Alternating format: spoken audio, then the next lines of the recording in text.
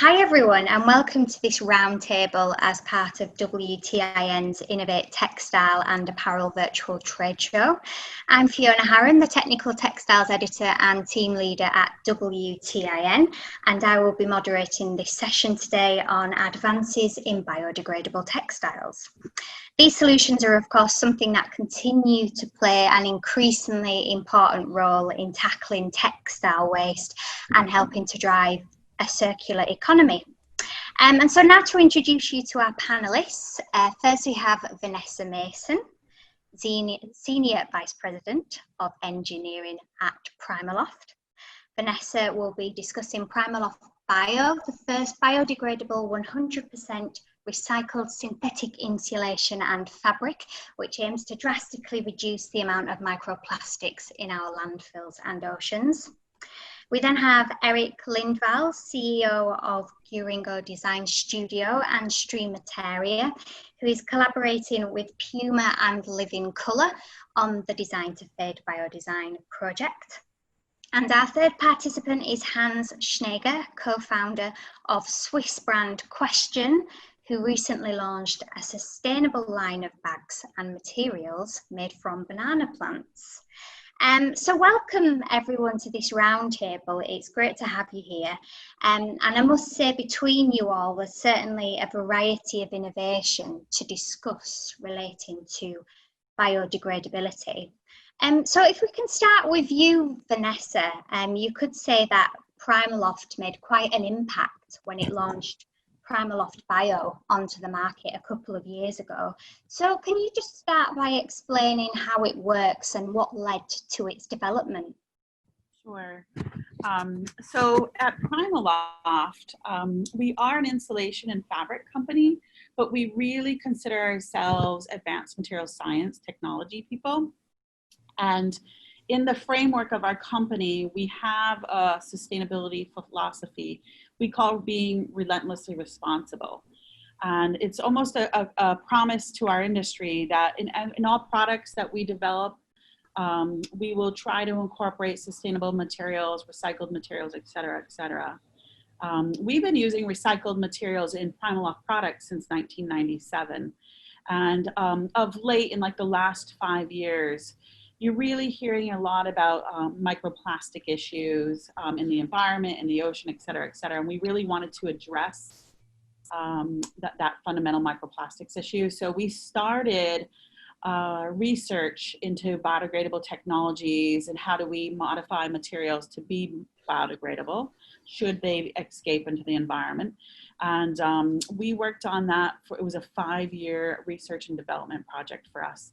We spent about 2 years doing the research into the type of technology that would work well with the types of polymers and materials we use. We spent an additional 2 years developing the manufacturing process for those products.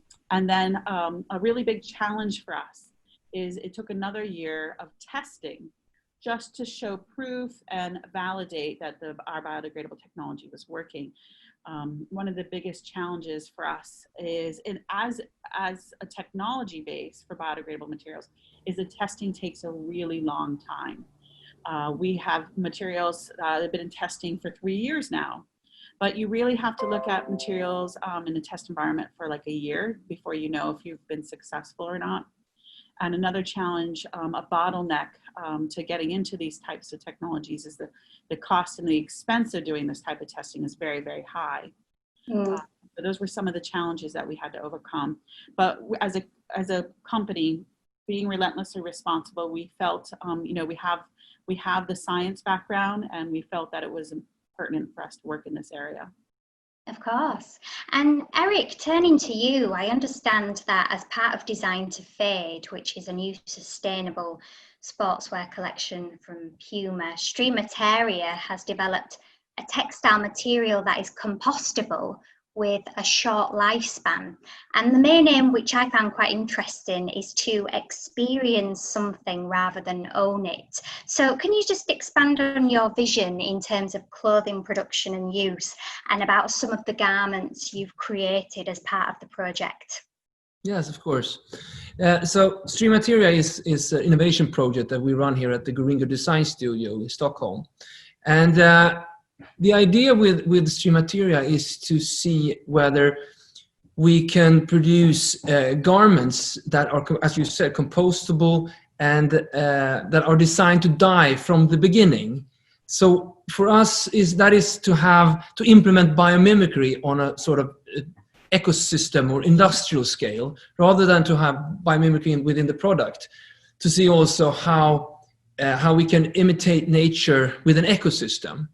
Because we are consuming our garments, and we have like a circular consumption of a lot of garments. That would be sports garments for, say, marathons or whatever, and then we can have fashion garments and a lot of different garments that we use once or twice.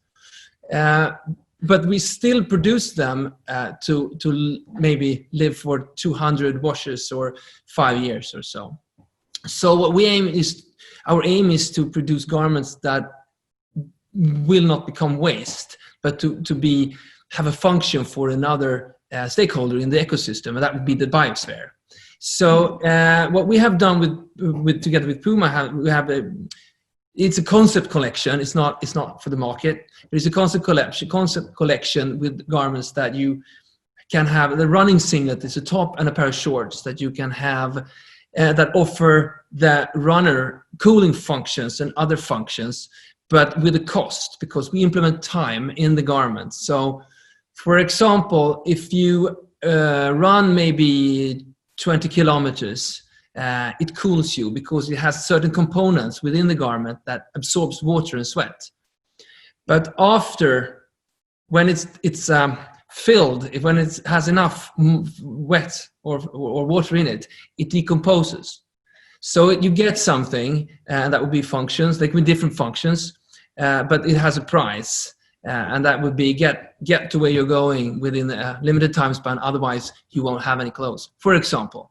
So that would be kind of a Cinderella situation, actually. Common story that everybody knows. But it's also an idea that we need to understand how if we are going to be truly renewable, we have to implement time within our products. So basically we are looking upon garments to be more of an experience, as you said, rather than that you can't own, but you can experience. And that has already happened to the experience industry of music, film, and games. We used to own our products. Now we have access to a system of experiences that we pay more for, but we don't own anything. And that's what we aim to do with our locally produced design to dye products. I can just add there, as what we're exploring is in the afterlife of the product. We are in Sweden. We're looking into biogas, because our garments right now have the same biogas potential as food, which would be that we kind of mix energy recovery, the industry of energy recovery, with fashion or sport consumption. So in order to get away from the waste situation. Yeah. And Hans, with your Bananatex venture that WTIN reported on back in January, and the question being asked was, could using banana plants be the sustainable solution that the textile industry has been searching for? So do you believe it is, and how so in terms of biodegradability? Well, I think there will not be one solution in any case, but we believe Bananatex can contribute to a smaller footprint, although we're not a fabric textile developer or scientists. We are a bag brand, and we have started our company in 2008, and we decided to work with only natural materials from the beginning. So we work with cotton and also with hemp and other plant-based materials. But it was our goal, and it still is, it is part of our journey to try to find better solutions. And thinking the whole cycle, just like it was mentioned before, we discovered the banana fiber 4 years ago, and we started working with that material in order to find a way to make a technical fabric out of it that works really well for our bags and our backpacks. And we launched the products almost nearly 2 years ago, and also announced that we're happy to share it with industries and other companies, which now resulted in we started working with various brands, from footwear to furniture to automotive. So to answer your question, wherever a heavy, resilient fabric is needed, we believe Bananatex could be an alternative in many directions. Mm-hmm. And I know, Vanessa, earlier you were just talking about some of the challenges that you've faced. So it'd be great to kind of ask you all this, really, about the challenges you've faced in your line of work and to see how they all fit together, really. And Vanessa, I learned with regards to your product that California law prohibits the sale of plastic packaging and products that are labelled as biodegradable, degradable or decomposable. So how do you overcome a hurdle like this? I'm assuming that you have to think very carefully about the way you market and communicate the benefits of your product in that particular region. Yes, so it's a good question, Fiona. So there actually are, biodegradable plastic technology is a relatively new technology. When we started our development, we were new to the game. Since then, though, we're starting to see more biodegradable technologies coming out into the market, even outside the outdoor industry. So we're happy about this. But there are laws. There's laws in the United States. There's laws in Europe. Some of the things that we considered, we looked at FTC guideline requirements regarding biodegradability claims. We looked at the EDANA guidelines in Europe, and very specifically the state laws in the state of California. California has public resource codes that you have to follow. It's very, very specific, saying you cannot make a claim that plastic material is biodegradable. In particular, that California law is an old law, so it hasn't gotten caught up yet with the fact that biodegradable plastic technology exists. I think it will eventually, but we have to address what can we do today. PrimaLoft created a really outstanding resource guide. It's a communications guideline. It's several pages long. It's a booklet that addresses how you can make your marketing claims depending on what region of the globe you're in particular for California. Something special and unique that we have done is the product PrimaLoft Bio can be promoted simply based on our name and our tag. And on that tag that's very specific to the state of California, we recommend it goes directly to a PrimaLoft landing page for PrimaLoft Bio. So you make no biodegradable claims specific on the garment at like point of sale, but it does drive that consumer to read about the product and the benefits of the product on the PrimaLoft landing page. And on the landing page, we do put the appropriate legal requirements that makes the California disclaimer right on the web page. So on the page for PrimaLoft Bio, we do state that, you know, based on California law, you cannot make biodegradable claims for plastic products. So that's on our landing page. The other thing we do is in this communications guide, we do talk about, in order to avoid any kind of legal concerns or risks, we do give alternative marketing language that talks more about the performance benefits of PrimaLoft Bio without using the word biodegradable. So right. we do in addition to offering a biodegradable technology, we also offer this outstanding communication guide to direct brands on how they can properly discuss this type of technology. Mm-hmm. And Eric and Hans, have you had to face any similar obstacles with regards to the way you market and communicate your products or designs, or perhaps in the way you communicate biodegradability or sustainability to consumers? Because I think there's still a certain amount of confusion that remains regarding certain terminology, isn't there? Yeah, I can start. Absolutely. For us, our main challenge, since we offering some sort of a disruptive idea on consumption and creating the idea of a guilt-free consumption by closing the loop and the local production of 3D printed garments and so forth that are food-based, more or less. We are confronting we have troubles, you could say, because there is something called the waste hierarchy that the European Union has set up that starts with, it's like 5 steps, and it's minimize is the first step, then you go to reuse, and then you go to recycle, and then you go to recover energy, and then you go to landfill. So the next step from minimize waste in the production would be reuse. And that's also somewhat the idea of, still the idea of quality is something that lasts long, so you should reuse the product. For us, we are looking on the idea how nature works, and that would be go straight from minimize to recycle, to bring it back to the system. And that would be implement time in the product and making a valuable factor for function for another stakeholder.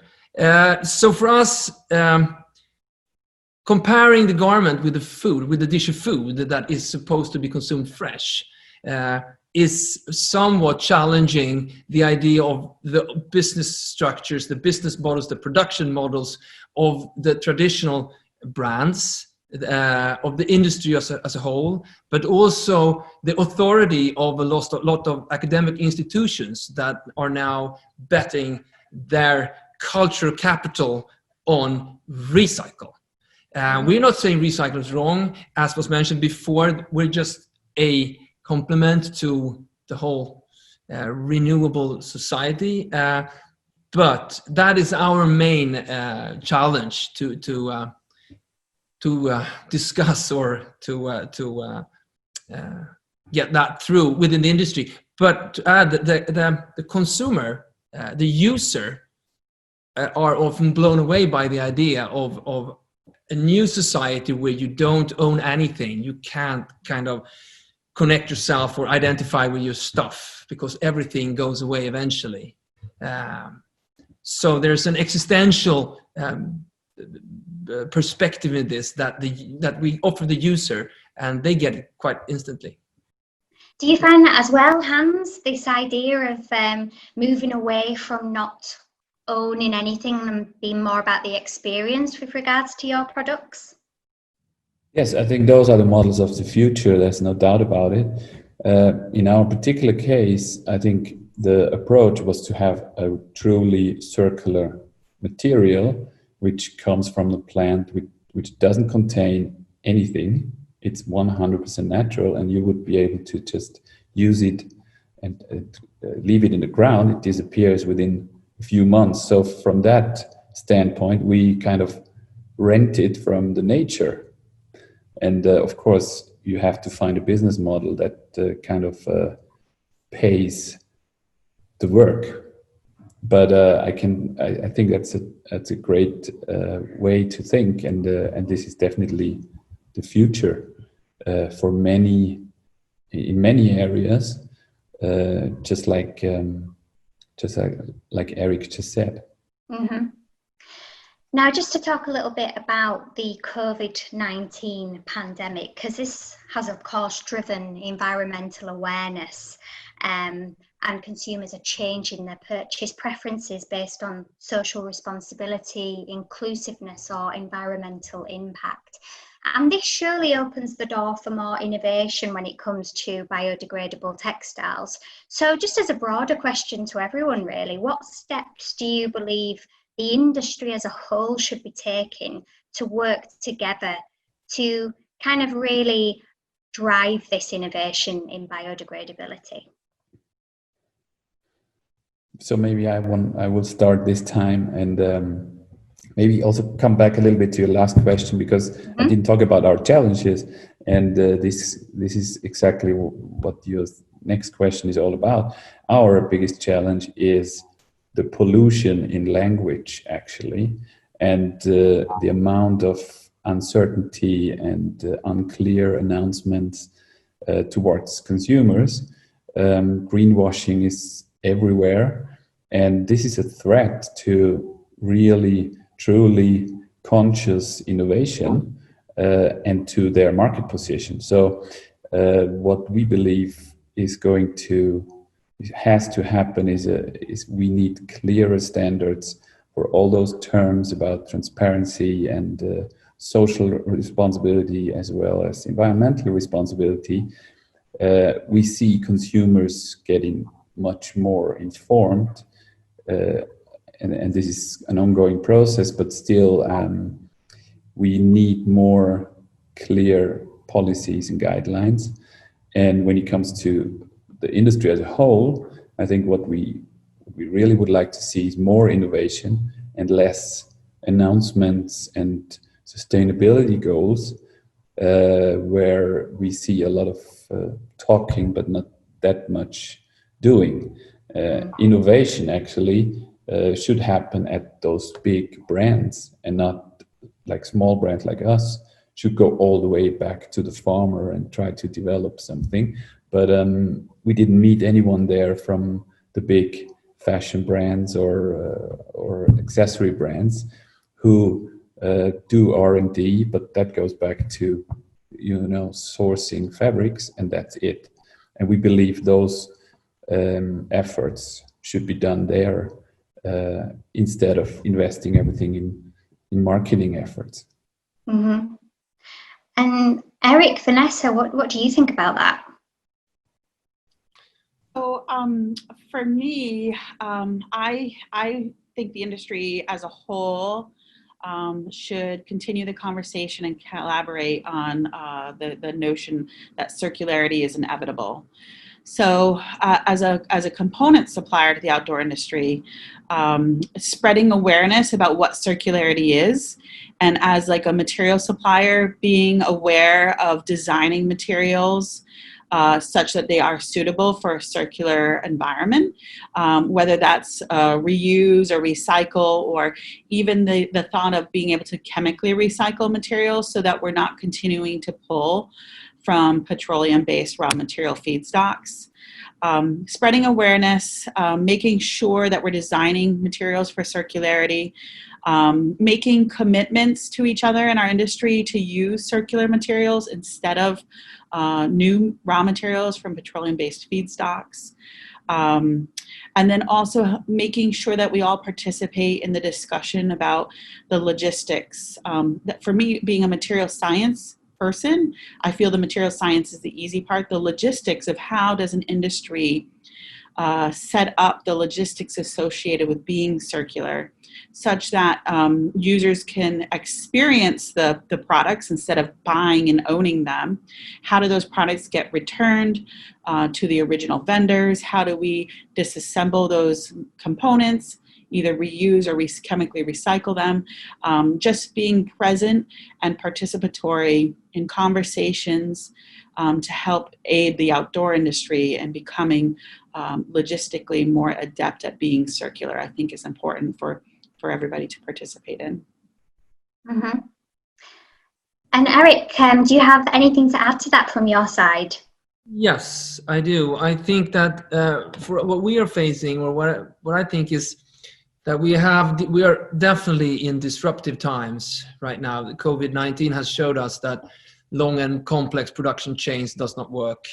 Anything can happen, within the economical situation or the social situation, it's disruptive for sure. So that opens up for disruptive ideas regarding that we need. So I believe that people are open for new ideas and renewable ideas, innovations needs to be disruptive right now. So I think that the climate for ideas is perfect. But what we also see is that innovations need investments.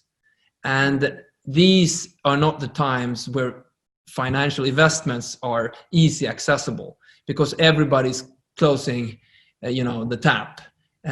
So I think that we should I don't know how this is gonna, work out, because that's kind of a catch-22 right now. That's what I see as a problem. So making investors bolder or trusting the inventions is the key to move forward. That's what I think. Yeah. So great views there. And now just to ask each of you, just for an update basically on your own company's progress. So Vanessa, I understand that PrimaLoft Bio will be made available to consumers this fall. Can you discuss the next steps that your company is currently taking to progress the technology, and also comment on the reaction it's received from the industry since its launch? Yes, we have received a really positive reception from our industry as well as other industries in the PrimaLoft biotechnology. There's a number of brands that you'll see launching garment styles incorporating the PrimaLoft Bio installation technology this fall. What are we doing next? We're continuing to expand the PrimaLoft biotechnology throughout our product lines so that we can get the technology into additional materials. We're launching quite an impressive series of PrimaLoft Bio knit fabrics. So that's coming out in the next 6 to 9 months as well. We've also partnered with a company called Fibre Partner to get the PrimaLoft Bio fiber technology out into other industries, not just apparel-based industries. So we're doing that type of work. We have recently launched a new technology. It's a manufacturing-based technology we call PURE. The PURE acronym stands for Produce Using Reduced Emissions. So this is our next logical step in our relentlessly responsible platform, where we're starting to look at the textile processes, the carbon dioxide footprint associated with the textile processes used to make PrimaLoft products, and reducing our CO2 footprint as much as possible. In our very first series of pure manufacturing technology, we were able to reduce the carbon dioxide emissions by 48% associated with thermal bonding ovens used to make PrimaLoft insulation products. And this is just our first version. We are already working on pure version 2 to continue to extend our efforts to reduce CO2. And we think that this is possible. There's a large CO2 footprint associated with textile processes, and this is the next logical progression of our sustainability efforts. In our research area, we think it's fundamental that we start looking for non-petroleum-based beginning of life raw material solutions. So we are doing research in the area of non-petroleum-based raw materials that can perform as well as the petroleum-based products, but that's in our research phase today. And ideally, our goal is to develop non-petroleum-based raw materials that combine well with its petroleum-based counterparts in a circular system. So we don't want to create a whole new pool of raw material feedstocks that then don't participate well in a circular recycled economy. So that's our ideal goal. Those are the new areas that we're working in. Excellent. And Hans, since we last spoke to you, you told us that Question was creating a separate department for the Bananatex business. So how is this all going, and how will you continue to replace animal products with natural and plastic-free alternatives? Yes, as the feedback was really overwhelming us, we have decided to spin off the company, because as a bag brand, we cannot take care of this amount of external interest without losing our own focus. So we have established the Bananatex company. That was about a month ago. And we are now in the process of hiring a small team that will take care of future development of the textile itself. We have been working on different qualities of Bananatex and some different finishes as well. And we want to make sure that this will grow on its own as a business that is quite different from what we did before. And I think we will see Bananatex products in the market very soon, which will go from sneakers to jewelry applications, to furniture, and also other bag brands will use it. And then with new qualities and different structures, there will be also new possibilities going into garments and further than that. So we have a lot to do, and we're about to start it up, which was a little challenging during the lockdown times, but I'm happy we made that, and we have a full motivation set to move forward with it and see where this leads us.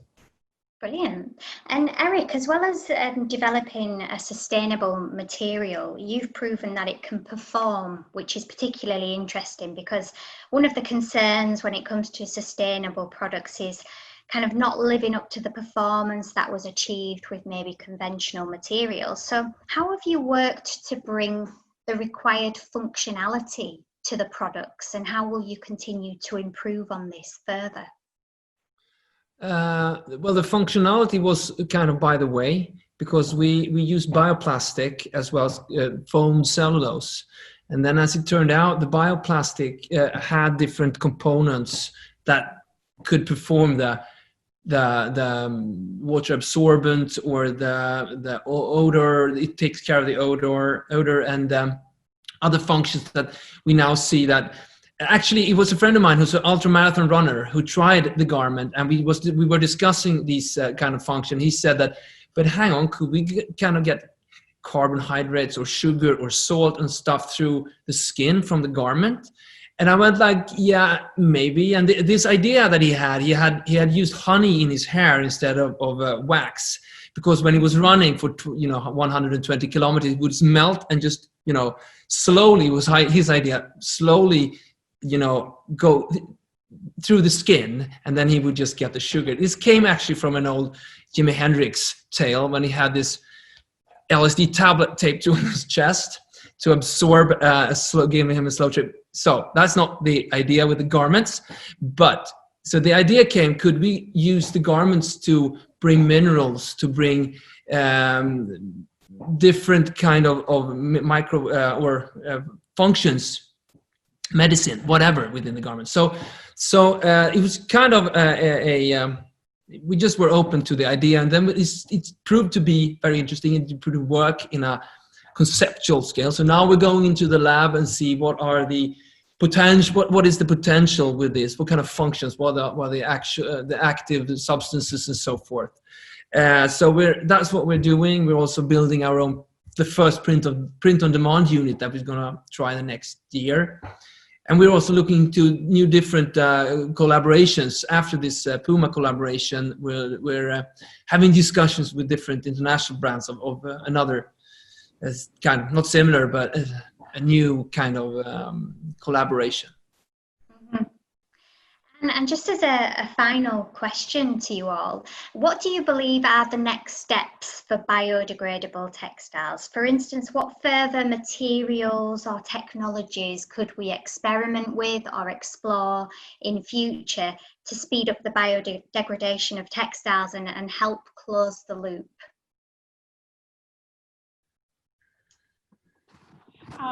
So what I've been seeing, like new science coming out, the new science with regards to biodegradable polymers, the science is coming up, how do we accelerate biodegradation rates, particularly with regards to natural versus synthetics. Naturals tend to biodegrade in under 90 days.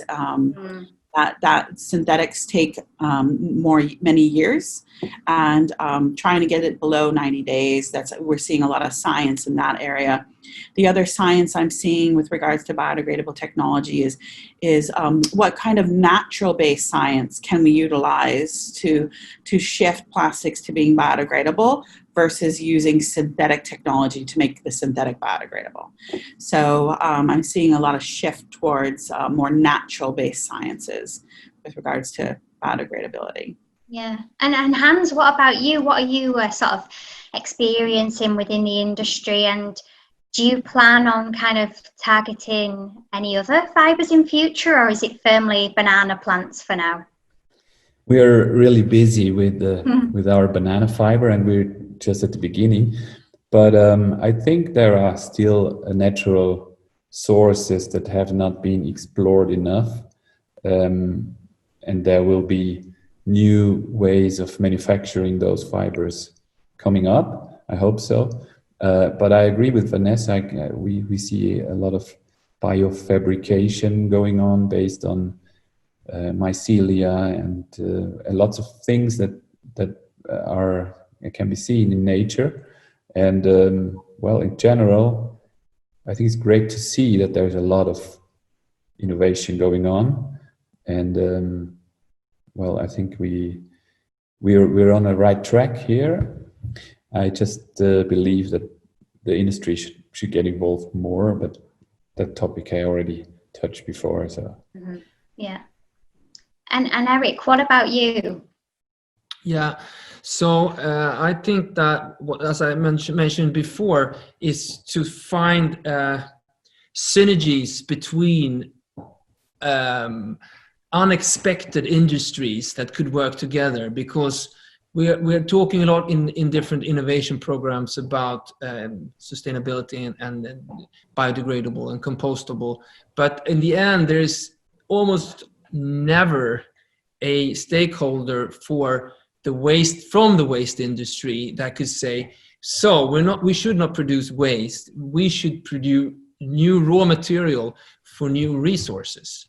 And that's where the combination of different industries we're still in a kind of silo thinking. So that's what I think it's necessary that we go and that we look into and bring different unexpected collaborations together to reduce, to get rid of the word waste totally. Yeah. Just on that note about collaborations, when it comes to future collaborations, what will you all be kind of looking for in a partner to collaborate with? And Eric, have you got any sort of future? I know you say you've got other things in the pipeline, but who else do you hope to kind of work with? I think that would be, as I mentioned before, the energy industry to combine. The medical industry is super interesting for us, because like a disposable garment in the industry has an impact of ×5 from a multiple use product. But so if we could produce sustainable disposables for the medical industry, that would be super interesting for us. But if we could combine, I come from the fashion industry as a photographer, so we can bring fashion together with like hardcore energy recovery industry, that would be fantastic. So, yeah, that's what we're looking for. Excellent, and the best of luck. Yeah, that's been absolutely brilliant. Thanks to everyone for providing your insights, and thanks to those of you who have tuned into this roundtable today. We hope you found it interesting too. And aside from our virtual trade show, you can continue to keep up to date with the latest news and intelligence from the textile and apparel industry by visiting our website, wtin.com. See you soon.